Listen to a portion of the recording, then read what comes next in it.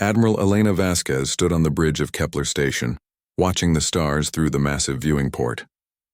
Her hands gripped the metal railing so tight her knuckles turned white. Behind her, officers moved between control panels, their voices quiet but urgent. The air felt heavy with fear and desperation. "Admiral, the sensor readings are confirmed," Commander Jiang Wei said, his voice barely steady. 212 Vorthak ships. They'll reach us in 6 hours. Elena closed her eyes for a moment. 6 hours. That was all the time left for 50,000 innocent people living on this station. Men, women, children who had fled their homes when the Vorthak came. They trusted her to keep them safe. She had failed them all. The Vorthak had appeared 3 years ago from beyond the galaxy's edge. Their ships looked like giant insects made of black metal and living tissue. They could heal damage in minutes and adapt to any weapon humans used against them. World after world fell to their advance. Earth itself was gone now, a dead rock covered in Vorthak breeding pods. "How many evacuation ships are still loading?" Elena asked. 15 more need to launch, Admiral. Captain Morrison says they need at least 4 more hours to get everyone aboard safely. Elena turned to look at the tactical display. Red dots showed the approaching enemy fleet.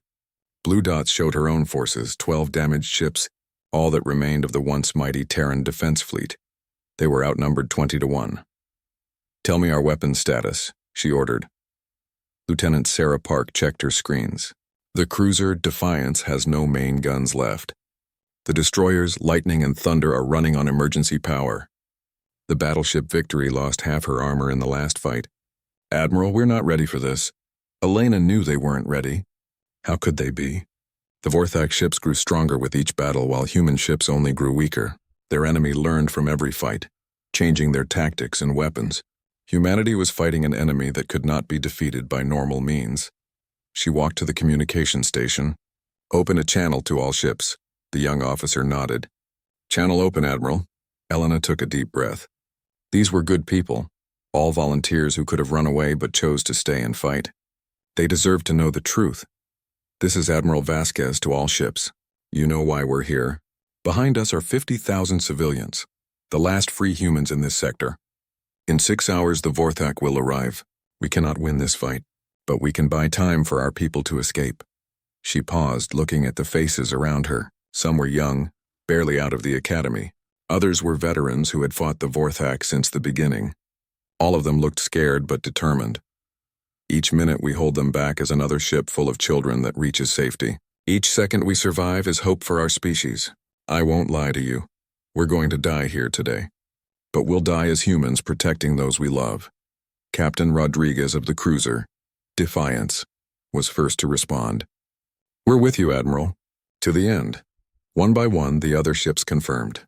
Elena felt a mix of pride and sorrow. These brave souls would never see another sunrise, but their sacrifice would save thousands. The next few hours passed quickly. The evacuation ships launched one by one, carrying families toward the outer rim where other human colonies still fought on. Elena watched them go, each departure a small victory against the darkness. Captain Morrison's voice came over the radio from the transport New Horizon. "Admiral, this is our last load. We're carrying 3,000 people, including 500 children. We'll remember what you're doing here. Get them to safety, Captain. That's all the payment we need." Elena turned to Jiang Wei. "Update on the enemy? They've entered the outer system, moving in their standard formation. Bioships in front to soak up damage, command vessels in the rear. They're not hurrying. They think we're trapped." "Maybe we are," Elena said quietly. "But trapped animals fight the hardest." The Vorthak fleet looked like a disease spreading across space. Their ships moved in perfect coordination, guided by the hive mind that connected every creature in their species.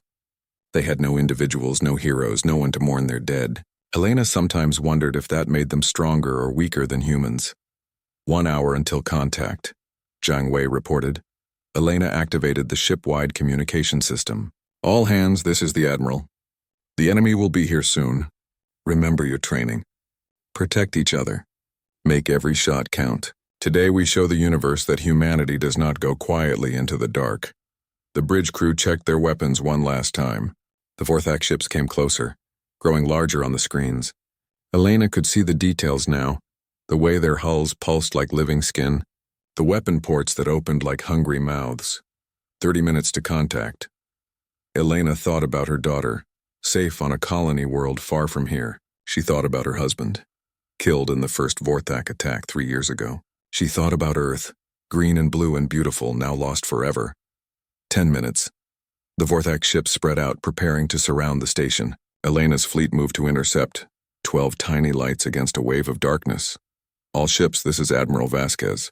Target the lead bioships. Make them work for every meter. Fire when ready. The first shots lit up space like deadly fireworks. Human plasma cannons and missile warheads struck Vorthak hulls, creating brief flowers of flame in the vacuum. But the alien ships kept coming, their wounds already healing. The Vorthak returned fire. Their weapons were different. Beams of sickly green energy that seemed to eat through metal and flesh alike.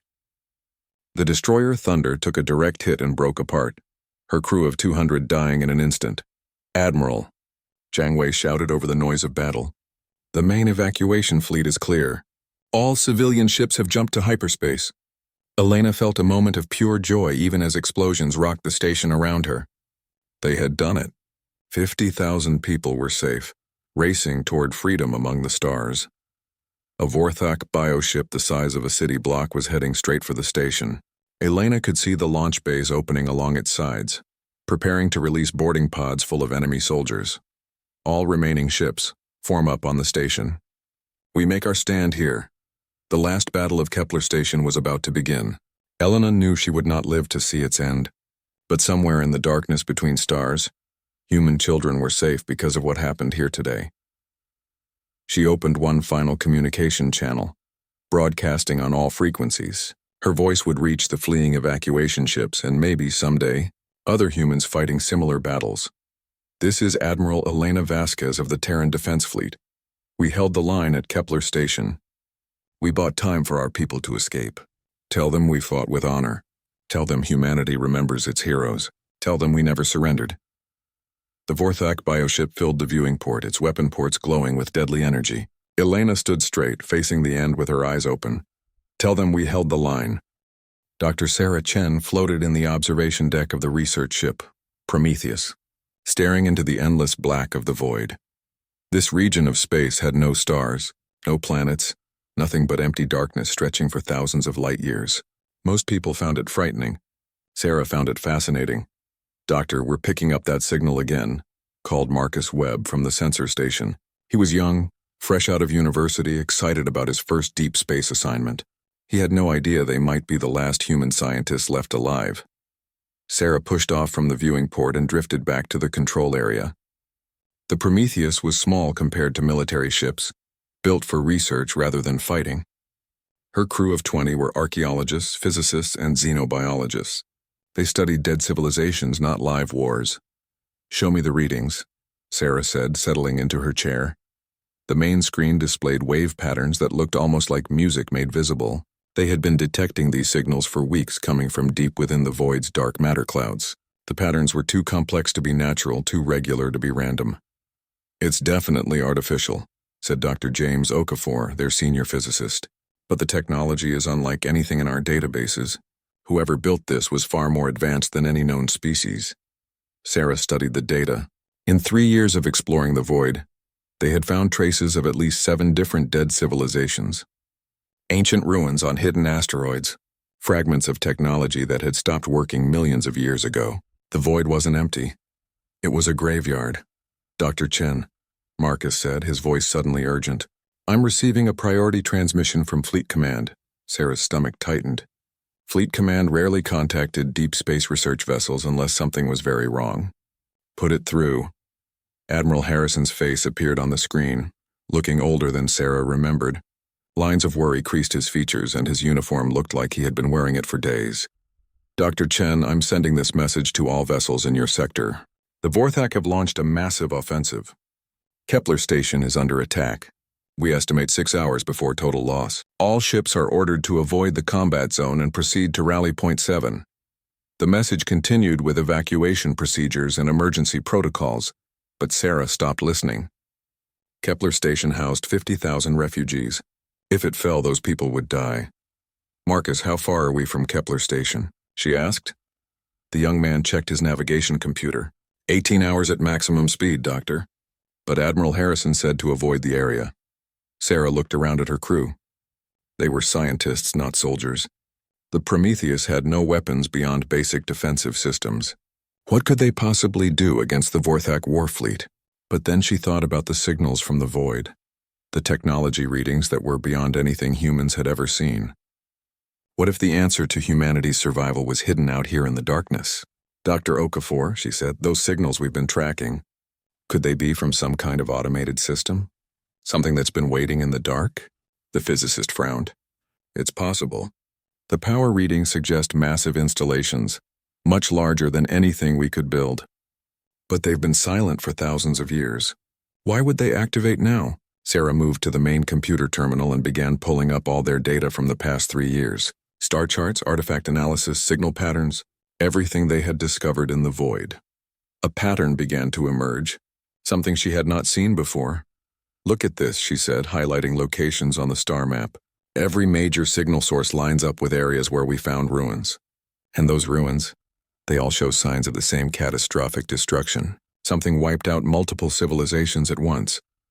Marcus drifted closer to look at the display. You think they were all destroyed by the same enemy? Maybe. Or maybe they destroyed themselves fighting that enemy. Either way, they left something behind. Something that's still out there, still functional. Dr. Okafor studied the data with growing excitement.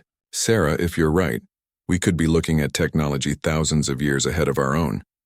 Weapons that could stop the Vorthak. Ships that could save humanity. Sarah felt her heart racing. It was a wild theory, based on incomplete data and desperate hope. But what if she was right? What if the answer to humanity's survival was hidden in the void, waiting for someone to find it? Marcus, change course, she ordered. Take us to the strongest signal source. Maximum speed. But Dr. Admiral Harrison's orders, the Admiral doesn't know what we know. He doesn't know about the signals or the ruins or the technology waiting out here. We might be humanity's only hope. The young navigator looked uncertain, but he began inputting new coordinates. Course laid in, Doctor. It'll take us 12 hours to reach the signal source. As the Prometheus turned toward the deep void, Sarah watched the stars wheel around them. Somewhere behind them, Kepler Station was fighting for its life. Somewhere ahead, ancient secrets waited in the dark. Meanwhile, 18 light-years away, Captain Morrison stood on the bridge of the refugee transport, New Horizon. His ship was packed far beyond its normal capacity, carrying 3,000 people in spaces meant for 1,000. The corridors were full of families with all their possessions stuffed into single bags. Captain, the children are asking when they can go home, said his first officer. Lieutenant Commander Parks Morrison looked out at the stars streaming past in hyperspace. Home was behind them now, under attack by creatures that wanted to wipe out every human in the galaxy. These children might never see Earth or any of the colony worlds again. Tell them we're looking for a new home, he said quietly, somewhere safe where they can grow up without fear. In the passenger areas, mothers held sleeping babies while fathers stared at news reports from the war. Everyone knew they were running from an enemy that never stopped, never showed mercy. The Vorthak turned every world they conquered into breeding grounds for more of their kind. Young Amy Richardson pressed her face against a viewing port, watching the swirling colors of hyperspace. She was 8 years old and didn't understand why they had to leave her room and her toys and her cat behind. Her mother had promised they would come back someday, but Amy could see the tears in her mother's eyes. Mom, will the bad monsters follow us? Amy asked. Her mother, Jane Richardson, pulled her close. No, sweetheart. We're going very far away. Admiral Vasquez and her brave friends are making sure the monsters can't follow us. Jane didn't tell her daughter that Admiral Vasquez was probably dead by now, along with everyone else who stayed behind to fight. She didn't say that the Vorthak would eventually find them no matter how far they ran. Children needed hope even when adults had none left. Back on the Prometheus, and Sarah Chen watched the sensor readings grow stronger as they approached their destination. The signals were becoming clearer, more complex. Whatever was out there was big, bigger than any space station humans had ever built. Doctor, I'm detecting massive structures ahead, Marcus reported. Multiple contacts, each one several kilometers long. But they're not showing on visual sensors. It's like they're hidden somehow. Sarah felt her pulse quicken. Hidden how? Cloaking devices. Dr. Okafor studied his instruments. Not exactly cloaking, more like they're existing in a different dimensional phase. The dark matter in this region is behaving strangely, almost like it's being controlled. Take us in slowly, Sarah ordered. Whatever's out there has been waiting for a very long time. Let's not startle it. As the Prometheus moved deeper into the void, the signals grew stronger and more complex. They seemed to be responding to the ship's presence, awakening after centuries of sleep. Sarah had the strange feeling that something vast and ancient was turning its attention toward them. "Doctor," Marcus said, his voice filled with wonder, "I think we found something incredible." Sarah stared at the sensor readings and felt hope stirring in her chest for the first time in years. Whatever was hidden in the void, it was about to change everything. The Prometheus shuddered as invisible forces grabbed the ship and pulled it forward. Sarah Chen gripped her chair as the vessel moved without using its engines, drawn toward something massive hidden in the dark. "Doctor, we've lost control of the ship," Marcus shouted over the groaning metal. "Something's got us in a tractor beam." Sarah watched the sensor displays with amazement rather than fear. The readings showed structures emerging from the dark matter clouds, enormous constructions that dwarfed anything humans had ever built.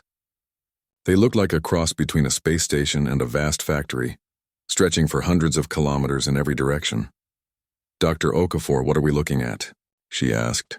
The physicist stared at his instruments in disbelief. "It's impossible, Sarah. The power readings are off the charts. Whatever this thing is, it's using energy sources we don't even understand. Dark matter manipulation, quantum field generators, technology that's thousands of years ahead of ours." The Prometheus was pulled into a docking bay that could have held a dozen ships their size. Mechanical arms extended from the walls, securing the vessel with gentle precision. Sarah realized they were not being captured, they were being welcomed. "Everyone stay calm," she told her crew. "Whatever built this place went to a lot of trouble to bring us here safely. I think they want to talk."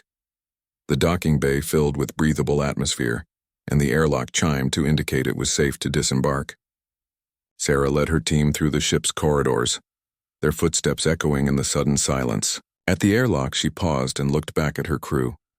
"We might be about to make the most important discovery in human history," she said. "Stay together, observe everything, and remember, we're scientists first, explorers second." They stepped through the airlock into a corridor that seemed to stretch forever. The walls were made of some dark metal that seemed to absorb light, but strips of blue energy provided gentle illumination. The architecture was clearly artificial but felt organic, as if the entire structure had grown rather than been built. "Dr. Chen." The voice came from everywhere and nowhere, speaking perfect English with no emotion. "Welcome to the Foundry." Sarah's team clustered together, looking around nervously. She stepped forward, trying to project confidence she didn't feel. "I'm Dr. Sarah Chen of the Terran research vessel, Prometheus." "Who are you?"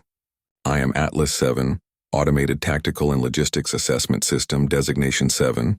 I have been waiting for your species to return to this region of space. You are descendants of the Terran Imperium." Sarah felt her world tilt. "That's impossible. Humans have only been in space for a few hundred years. We evolved on Earth." "Incorrect," Atlas 7 replied calmly. "Your species ruled this galaxy 50,000 years ago. You built this facility before the Great Retreat. Your genetic patterns match Imperium records with 97.3% accuracy." The AI's words hit Sarah like a physical blow. Everything she knew about human history, everything science had discovered about their origins, was wrong. What happened to this Imperium? Where did they go? The Devourers came from beyond the galactic rim. Your ancestors fought them for 1,000 years but could not achieve victory. Rather than face extinction, the Imperium chose genetic dissolution. They scattered across the galaxy in primitive ships, allowing their civilization to collapse so their species might survive. Dr. Okafor stepped forward, his scientific mind struggling with the implications. "You're saying we're not the first human civilization? That our ancestors deliberately forgot their own history?" "Correct. The Foundry was built to preserve Imperium technology and await humanity's eventual return to the stars. When your ship entered this system, my sensors detected human genetic patterns and activated primary protocols." Sarah's head was spinning. "The Devourers, are they the same as the Vorthak?"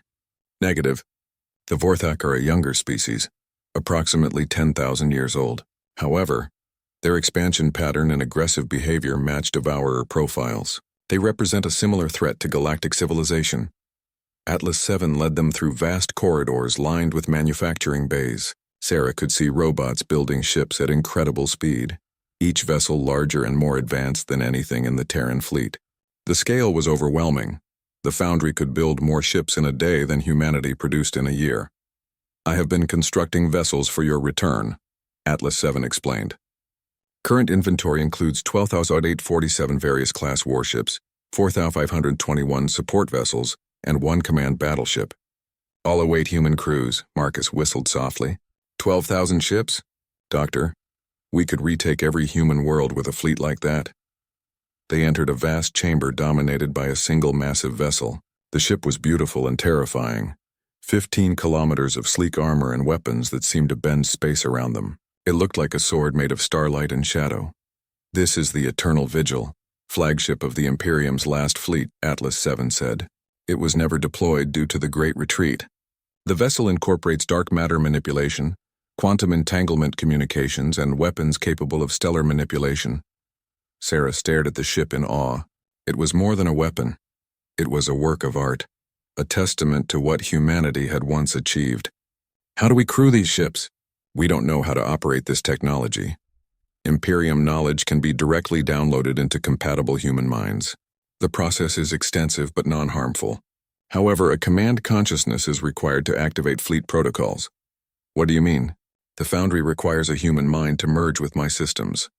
This consciousness would retain human identity, while gaining access to 50,000 years of stored knowledge. They would become the fleet commander for the new Imperium." Sarah felt a chill. What happens to the person who does this? They remain human but become something more. Enhanced cognitive abilities, extended lifespan, direct interface with all Imperium systems. They would be the bridge between humanity's past and future. Dr. Okafor grabbed Sarah's arm. "Sarah, you can't be considering this. We don't know what it would do to you." But Sarah was thinking about Admiral Vasquez, probably dead by now, about the 50,000 refugees fleeing through space with nowhere to go, about the Vorthak war fleets that would eventually hunt down every human in the galaxy. "How long would it take to prepare the fleet?" she asked. "With a command consciousness linked to my systems, the fleet could be operational within 6 hours. Travel time to human space would depend on destination." Sarah closed her eyes and saw the faces of the children on the refugee ships, Amy Richardson and thousands like her, running from an enemy that would never stop hunting them. Then she opened her eyes and looked at the Eternal Vigil, humanity's inheritance from their forgotten ancestors. "Do it," she said quietly. "Sarah, no," Marcus protested. "We don't know what this will do to you." She turned to face her crew, her friends who had followed her into the dark. "The Vorthak will kill every human in the galaxy if we don't stop them. Our ancestors left us the tools to fight back. I won't let their sacrifice be wasted." Atlas 7 extended a mechanical arm ending in a complex interface crown. "Place this on your head, Dr. Chen. The knowledge transfer will begin immediately." Sarah took the crown, feeling its weight. 50,000 years of human achievement, waiting to be reborn in her mind. "If I don't survive this, tell the others what we found. Tell them humanity was once great and can be great again." She placed the crown on her head, and the universe exploded into light. Information flooded her consciousness. Star charts showing thousands of human worlds.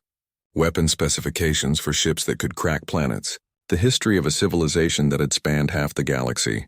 She saw the last battle against the Devourers, watched as her ancestors chose survival over glory. When the transfer ended, Sarah was still herself, but she was also more. She could feel every ship in the foundry, every weapon system, every manufacturing bay. The Eternal Vigil called to her like a second heartbeat. "It is done," Atlas 7 said, but now his voice came from inside her mind as well as the speakers. "Welcome home, Admiral Chen. The Imperium awaits your orders." Sarah stood up, feeling power flowing through her enhanced awareness. Somewhere in space, the Vorthak thought they had won. They were about to learn that humanity had more than one surprise waiting for them. "Prepare the fleet," she commanded. "It's time to go home."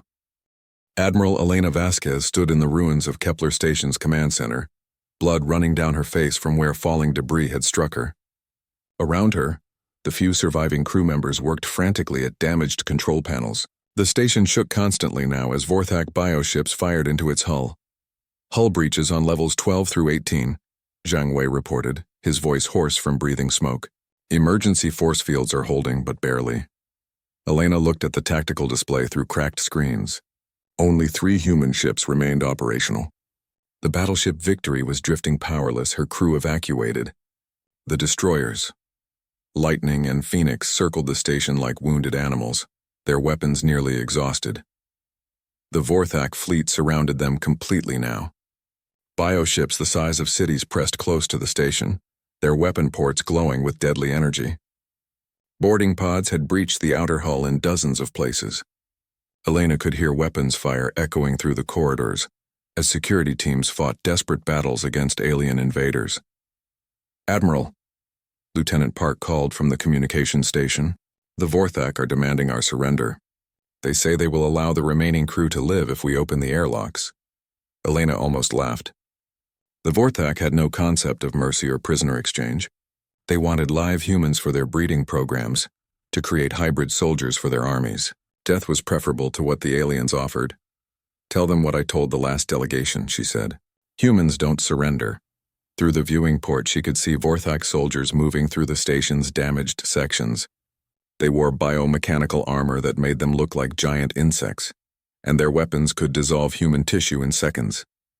The security teams were brave, but they were fighting an enemy that felt no pain and learned from every encounter. "Admiral," Jiang Wei said quietly, "we should consider the reactor detonation.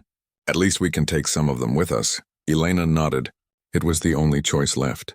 Better to die free than live as slaves to the hive mind. She was reaching for the emergency codes when the sensor operator screamed, "Admiral, something's happening. Massive energy readings coming from hyperspace." Elena spun toward the displays. Space was tearing open near the station, but not with the familiar blue-white of human hyperdrives or the sickly green of Vorthak portals. This rift burned with golden fire, and the energy readings were beyond anything in their databases. "What are we looking at?" she demanded. "I don't know, Admiral. The energy signature is completely unknown. Whatever's coming through is huge, bigger than anything I've ever seen." The Vorthak fleet had stopped firing, their attention drawn to the growing rift. Elena could see their bioships shifting formation, weapon ports turning toward this new threat. The hive mind was clearly confused by something outside their experience. Then the eternal vigil emerged from hyperspace. Elena's breath caught in her throat. The ship was enormous, 15 kilometers of gleaming hull that seemed to shift and flow like liquid metal. Its design was clearly human, but unlike anything in their current fleets. Weapons bristled along its length, each one larger than the main guns on a human battleship. "This is impossible," Jiang Wei whispered. "No human shipyard could build something like that." The comm system crackled to life with a familiar voice. "Kepler Station, this is Dr. Sarah Chen aboard the Terran Imperium vessel, Eternal Vigil. We've come to take you home." Elena stared at the display in shock. Sarah Chen was a xenoarchaeologist, not a fleet commander. And what was this about a Terran Imperium? Humans had never built anything like the ship floating before them. "Dr. Chen, this is Admiral Vasquez. How did you get that ship? Where did it come from?" Sarah's voice came back stronger now, filled with confidence Elena had never heard before. "That's a long story, Admiral. Right now we need to deal with your Vorthak problem. All human ships pull back to minimum safe distance. We're about to show these aliens what humanity is truly capable of." The Vorthak fleet was moving now, bioships swarming toward the Eternal Vigil like angry wasps. Their weapons opened fire, beams of green energy that could melt through any known armor. Elena watched in horror as the alien fire struck the Imperium ship. Nothing happened. The energy simply vanished against the Eternal Vigil's hull, absorbed or deflected by shields that operated on principles Elena couldn't understand. "Our turn," Sarah said calmly. The Eternal Vigil opened fire, and Elena understood why ancient humans had called themselves an Imperium. Dark matter lances shot from the ship's weapons, beams of twisted space-time that cut through Vorthak bioships like they were made of paper. Where the beams struck, alien vessels simply ceased to exist, not destroyed but erased from reality. A Vorthak command ship, a living mountain of flesh and metal, tried to ram the Eternal Vigil. The Imperium vessel fired a single torpedo that seemed to bend space around itself. When it struck the bioship, the alien vessel folded in on itself and vanished, crushed by its own gravity. "Incredible," Dr. Okafor's voice came over the comm from the Eternal Vigil. "The gravitational torpedoes are working perfectly. That ship was compressed into a singularity. Elena watched in amazement as the tide of battle turned completely. The Vorthak fleet that had seemed unstoppable was being systematically destroyed by weapons they couldn't comprehend. Bioships that could adapt to human technology had no defense against attacks that manipulated the fundamental forces of reality. More rifts were opening in space. Smaller ships emerged, cruisers and destroyers with the same flowing design as the Eternal Vigil. Each one bristled with weapons that turned Vorthak bioships into expanding clouds of debris. "This is impossible," Jiang Wei said, watching alien ships die by the dozens. Where did these ships come from? How was Dr. Chen commanding them? Before Elena could answer, Sarah's voice filled the command center again. But something was different about it now. There was knowledge there, ancient and vast. "Admiral Vasquez, prepare to receive refugees.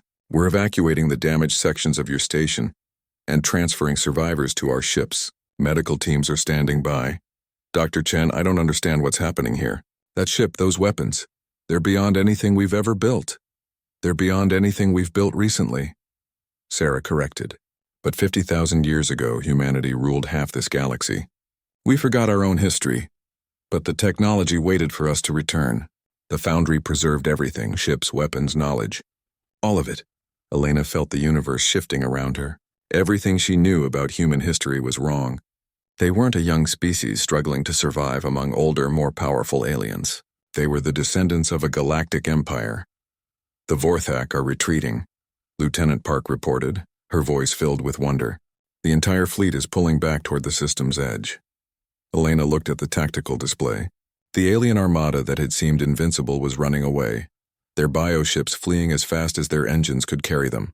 In less than an hour, the Eternal Vigil and her escorts had shattered a force that had conquered most of human space. "This is only the beginning," Sarah said, her enhanced voice carrying certainty and power. "The Foundry has been building ships for millennia, waiting for humanity to reclaim its heritage. We have thousands of vessels ready for deployment, and more being completed every day." Elena felt tears running down her face, but they were tears of joy rather than despair. The children on the refugee ships wouldn't have to run anymore. The Vorthak war fleets that had seemed unstoppable would learn to fear human names. "Admiral," Sarah continued, "we're going to need experienced commanders for the new fleet. The Imperium technology can be downloaded into compatible minds, giving you knowledge of weapons and tactics your ancestors developed over thousands of years. Will you help us retake our worlds?" Elena looked around the ruined command center, then at the magnificent ship floating outside. Humanity had lost so much in the past 3 years. Earth, the colonies, millions of lives. But they had also found something incredible, their own forgotten greatness. "Dr. Chen," she said, "or should I say Admiral Chen, the Terran Defense Fleet is at your service." "When do we begin?" "Immediately. We have a galaxy to liberate." Elena smiled as she watched more Imperium ships emerge from hyperspace. The war was far from over. But for the first time in 3 years, humanity was not just surviving. They were winning. The Vorthak had awakened something they didn't understand, not just advanced technology, but the memory of what humans could become when they refused to surrender. The hive mind had conquered many species, but they had never faced the heirs of the Terran Imperium. They were about to learn why humanity had once ruled the stars. 3 months after the battle at Kepler Station, the galaxy had learned a new truth. Humanity was no longer running. Admiral Sarah Chen stood on the bridge of the Eternal Vigil, watching as another Vorthak world burned beneath her fleet's guns. Around her, displays showed the liberation of dozens of human colonies happening simultaneously across 3 spiral arms. "Admiral, the ground forces report New Geneva is secure," reported Captain Torres from the heavy cruiser Defiance. Elena Vasquez had chosen to command that ship, saying she preferred something smaller than the massive Imperium dreadnoughts. "Vorthak resistance collapsed after we destroyed their orbital platforms." Sarah nodded, feeling the satisfaction flow through her enhanced consciousness. New Geneva had been one of the first worlds to fall 3 years ago.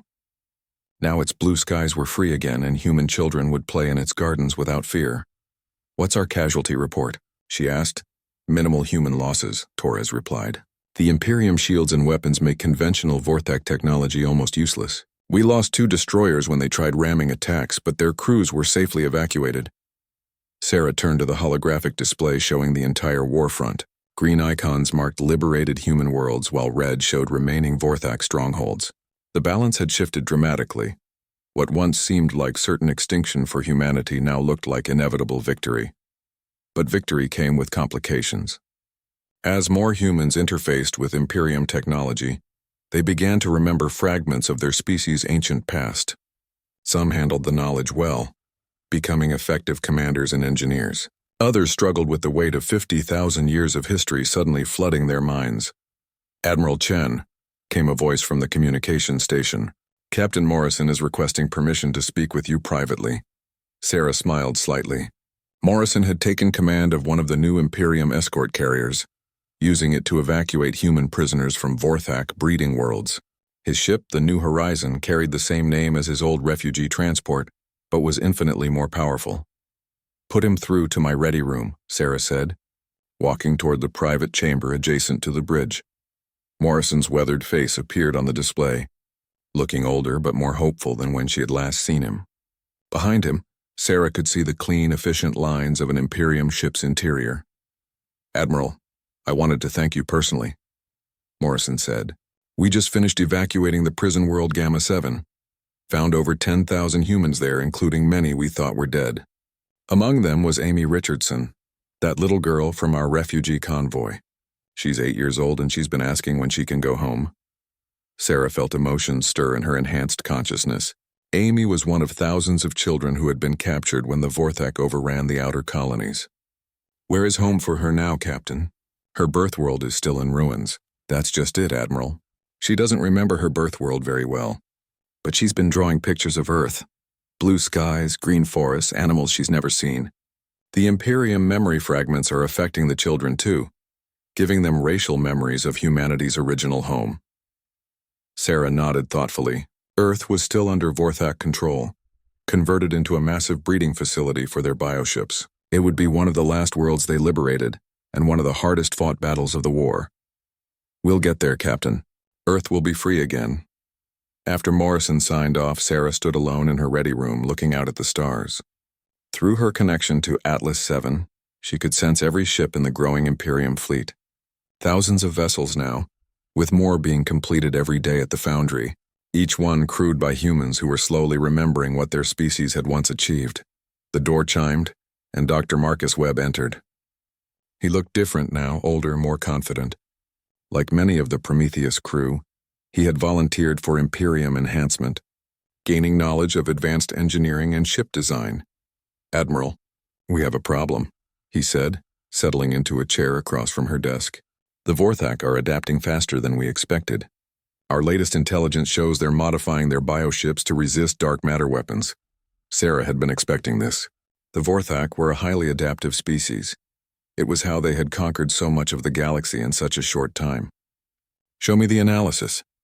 Marcus activated a portable display showing sensor readings from recent battles. Their new bioships have some kind of dimensional shielding, not as effective as our technology, but enough to make them more dangerous. They're also deploying larger numbers. It seems like they're using all their resources to build a final fleet. "Where are they massing?" Sarah asked. "That's the problem. They've fallen back to their original territory beyond the galactic rim. Our scouts can't penetrate their space. They've set up some kind of barrier that disrupts hyperspace travel." Sarah felt Atlas 7's vast intelligence focusing on the problem. Through their shared consciousness, she accessed strategic analysis from the original Terran Imperium. Her ancestors had faced a similar situation when fighting the Devourers 50,000 years ago. They're preparing for a last stand, she realized, one final assault to break humanity's spirit.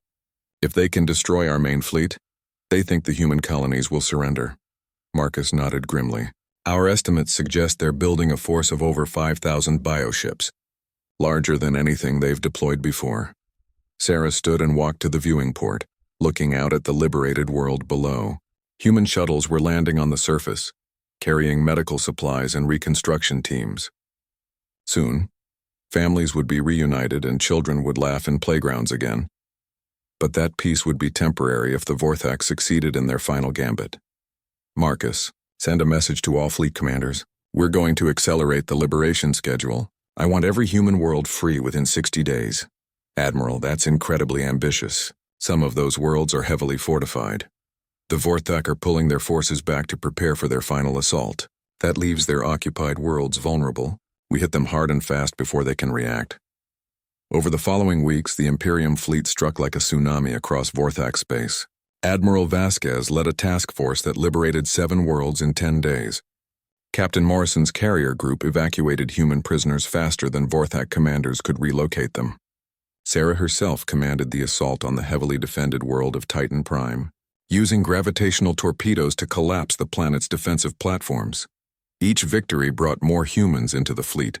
Former prisoners became eager crew members after receiving Imperium training downloads. Children who had grown up under alien rule learned to operate technology their own ancestors had designed. The fleet grew stronger with every liberated world, but the war's climax was still ahead. Long-range scouts reported massive Vorthak fleet movements beyond the galactic rim. The hive mind was gathering every ship, every soldier, every bioweapon they had created over the past 1,000 years. Admiral, Elena Vasquez said during a fleet commander's meeting, intelligence estimates they'll have nearly 10,000 ships when they launch their final attack. Even with our technological advantages, those are difficult odds. Sarah looked around the conference table at the faces of humanity's finest commanders.